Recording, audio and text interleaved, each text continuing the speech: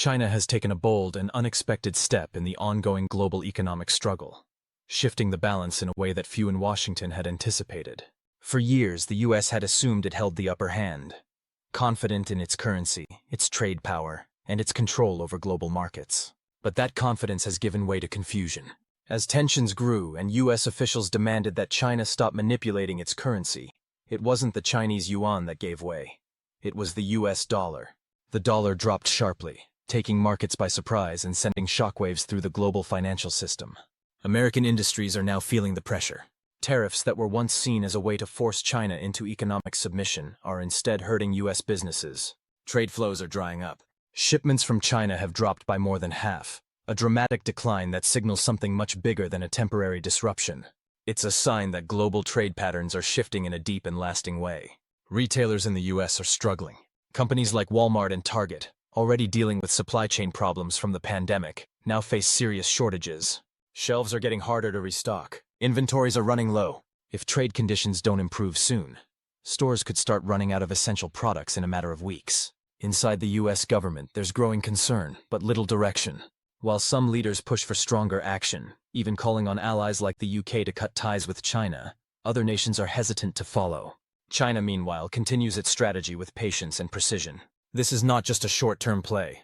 It's a carefully planned economic maneuver built over decades. The U.S. had hoped that a weaker dollar would help boost manufacturing at home. The idea was simple: make American goods cheaper abroad, bring factories back, and compete more effectively with China. But the reality has been far more complicated. Since the beginning of 2025, the dollar has lost nearly 10% of its value. Yet, instead of seeing a revival in American industry, the country is facing high inflation and rising costs. Many supply chains still rely on Chinese parts, and with tariffs making those parts more expensive, American manufacturers are stuck. The very tools that were supposed to make the U.S. more competitive, like high tariffs, are now backfiring. Some of these tariffs reach as high as 145%. But without alternative sources, businesses have no choice but to absorb the costs or shut down production. The weaker dollar isn't helping. It's just making everything more expensive. As one economist put it, you can't fix a supply shortage by devaluing your currency.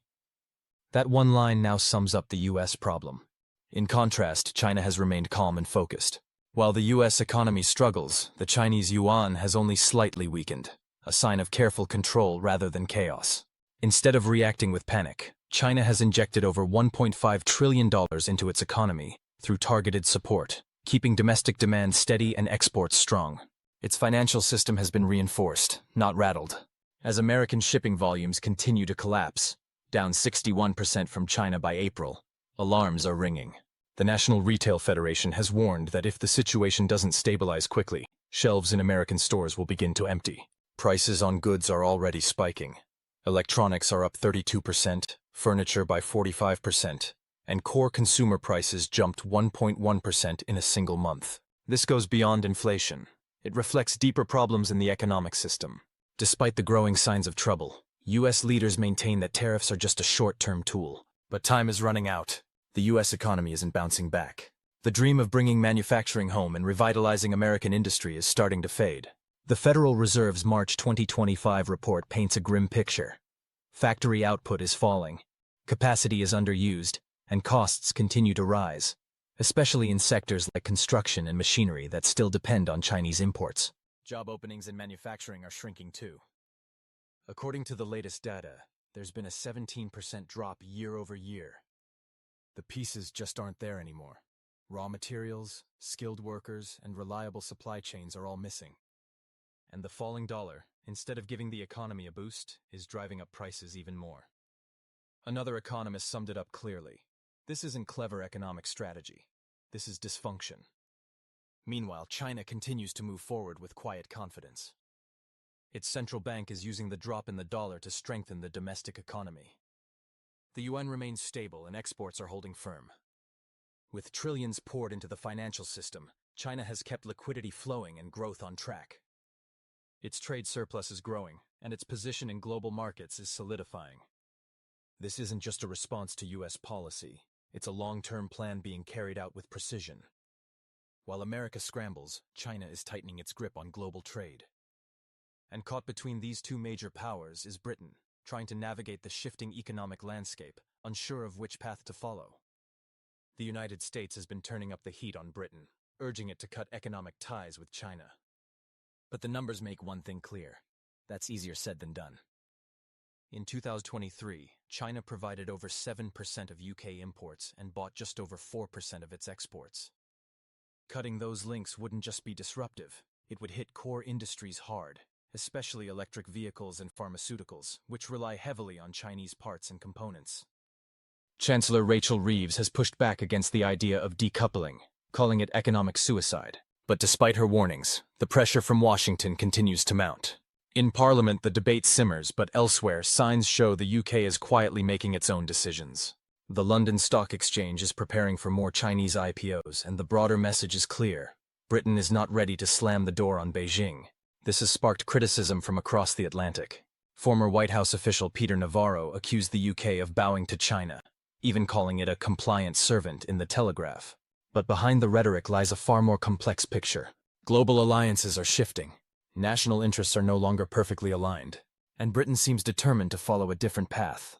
Instead of following the US's aggressive approach, the UK is choosing caution. It's still welcoming Chinese investments and even considering hosting a major Shanghai IPO in London, an unmistakable sign of divergence.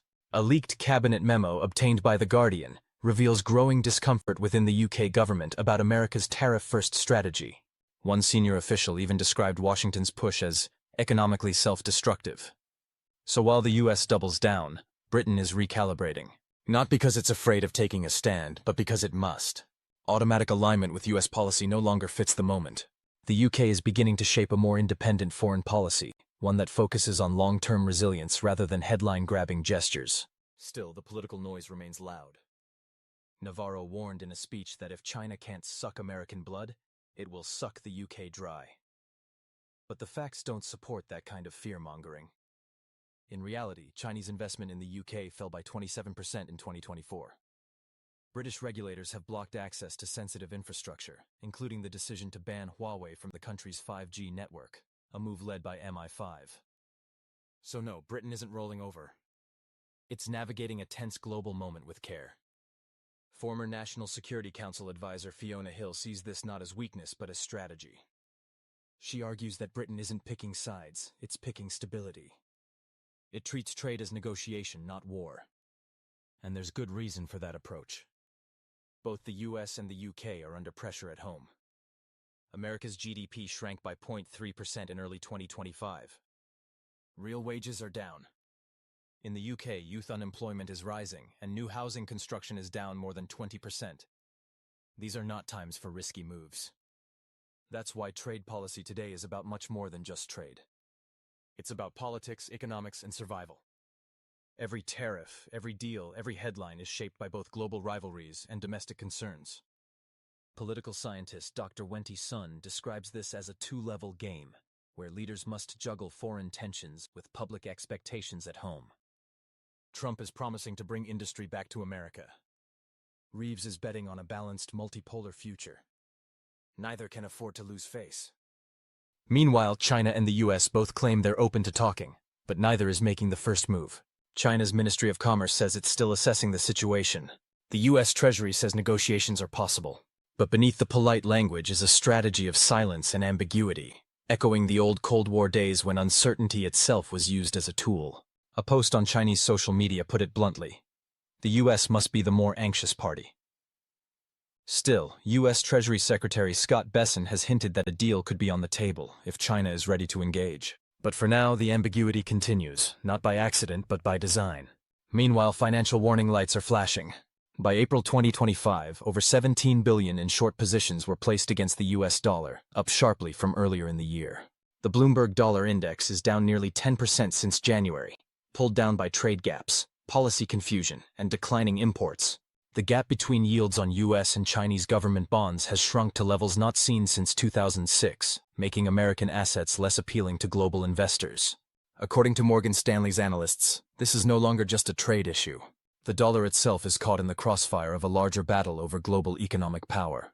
While the US stumbles through inflation and uncertainty, China is carefully managing a slow float of its currency and injecting over $1.5 trillion in stimulus, without causing capital flight.